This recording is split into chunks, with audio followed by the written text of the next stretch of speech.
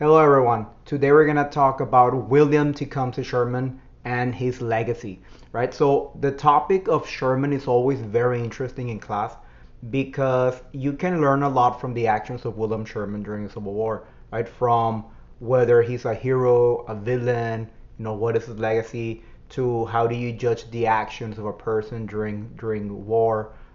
In general, I think Sherman remains one of the most controversial figures in the Civil War. And today I'm gonna try to explain a little bit his actions during his Atlanta campaign and the subsequent march to the sea, guys. Right. So what is Sherman's legacy? Right. Let's get started. All right. So to understand the actions of Sherman, it's important to have some historical context in what was happening in the Civil War by 1864. Okay. So by 1864, Lincoln is very unpopular. Okay.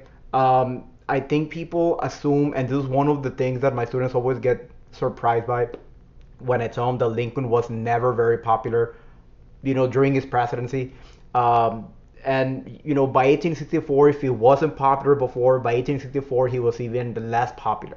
And by 1864 the war has become increasingly unpopular, right? Because if you think about it, um, hundreds of thousands of lives have been lost, and we were supposed to have won this war, kind of sort of easy or within a short span of time, but that isn't happening, right? So by 1864, despite crucial victories at Vicksburg and Gettysburg, it doesn't seem like the war is close to be over. All right. So 1864 is an important year because it's an election year. All right. So Lincoln needs something big that's gonna earn him the vote by November. Right. So though if we would have been alive by 1864, let's say March, April, for the most part, most people expect that Lincoln will lose the re-election, right? Because he's very unpopular. Okay, all right.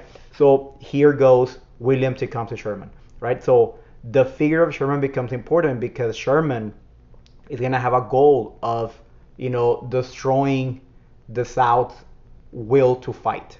All right. So he's gonna start in Atlanta, right? And Atlanta is an important city for the Confederacy, as far as infrastructure, as far as transportation. So for a couple of months, William Sherman is gonna attack Atlanta, and it's gonna end with the Battle of Atlanta and with the victory of William Tecumseh Sherman, right? So this is not the controversial part, all right? The controversial part comes through the means of doing this, right? What William Tecumseh Sherman seems to do is that by 1864, he has come to understand that the only way to win this war is to actually defeat their enemies' will to fight, right?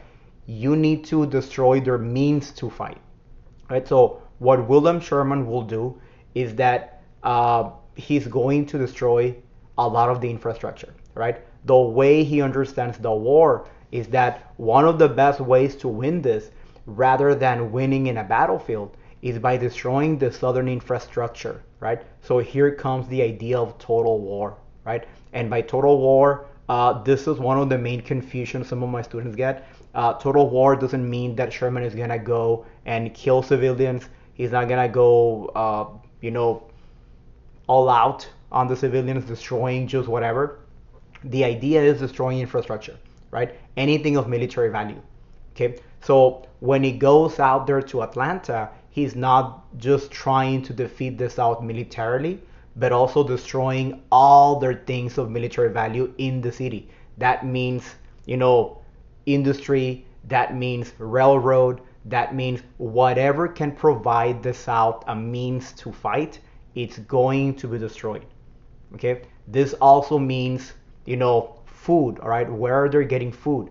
If you're part of the civilian population and you're a farmer, that means they're gonna go pillage and plunder, and they're gonna take it for them, and it's gonna become controversial, right? Because at this point, Sherman is gonna be attacking civilian property, right? Something that hadn't been done in the Civil War before, right? So this is the first part of the of Sherman's strategy, guys. Now, the second part of it includes the march to the sea, right? So what is Sherman's march to the sea? So Sherman decides that there's no need to stop in Atlanta, right? So why stop in Atlanta if you can continue, right?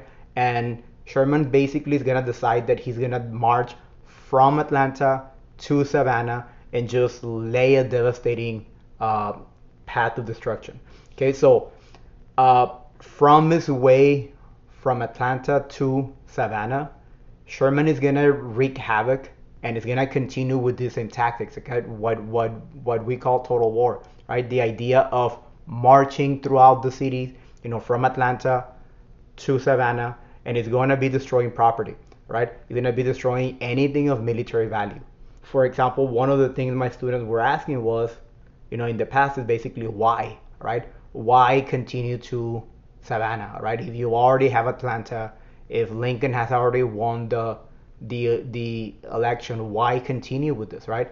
And well, the answer is kind of like why not, right? You need, just because Lincoln won the re-election doesn't mean the war is over, right? You need to end the war, and this is the idea of Sherman and the Union, all right? You need to pursue the war to its end, right? So do bad things happen, things that were not supposed to have happened during Sherman's march to the sea? For example, did innocent people die? Did innocent people get their things stolen? Were women taken advantage? Things like that. They did happen, right? Those were not the instructions of Sherman, right? Those people were called the bummers, and these were people that happened. These are things that happen. I don't want to sound like I'm justifying this, but these are things that happen in virtually every single war, right? If you look at the American Revolution, if you look at the American Civil War, if you look at World War One, World War Two, just think about the Vietnam War. Whatever war that you want to think about, there's gonna be things that are not supposed to be happening, right? Things that are not part of the plan, but are going to happen. So the bad things that happen, again, I don't want to sound like I'm justifying it. These are things that happen in mostly every other war, and they are not the standard. I'm not gonna say that it's happened a lot. It didn't happen rarely either, but these are things that occurred during this stage of the war, right? So this is when the war turns the ugliest, right?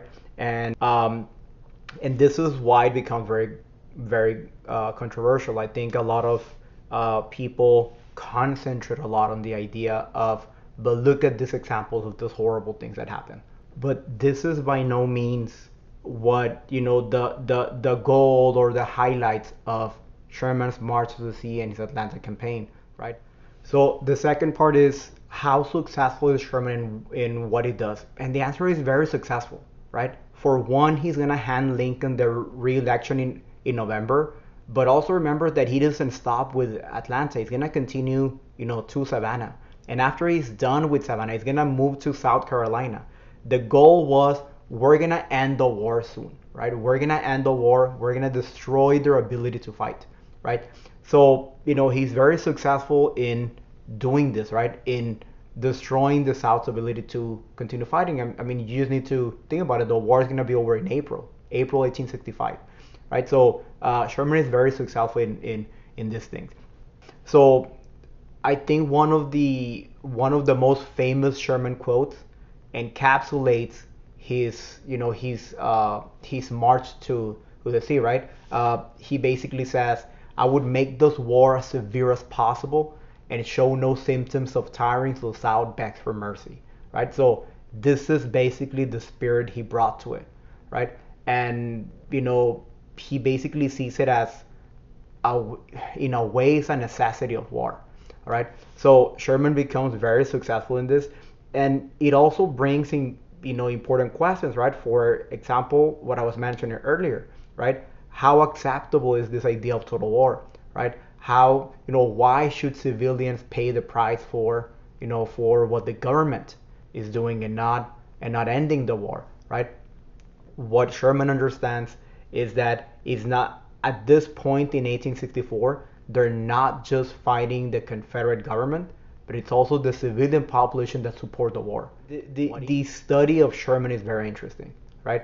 The idea of how do you judge him, whether he's a hero, whether he's a villain, whether he's just a man of his time. How do we judge Sherman?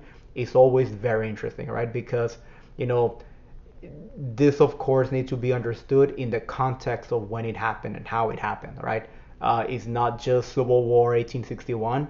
It's not just Civil War 1862. It's Civil War 1864 when it developed into something ugly. You just need to see at the Grant and Sherman, battling it out there in 1864. It's horrible. The war has developed into something that it's unrecognizable, right? And then Sherman in the South, right? The war has just developed into something that no one wanted to, but it has turned into that, right? And I think Sherman is the highlight of how horrible the war became, towards the end. Anyways, guys, so this is Sherman's controversy on his Atlanta campaign and the march to the sea. Let me know what you think. Is he a hero? Is he a villain? How should we judge the figure of Sherman within the context of the Civil War? And I don't want to take much more of your time. I'll be around. See you later, guys.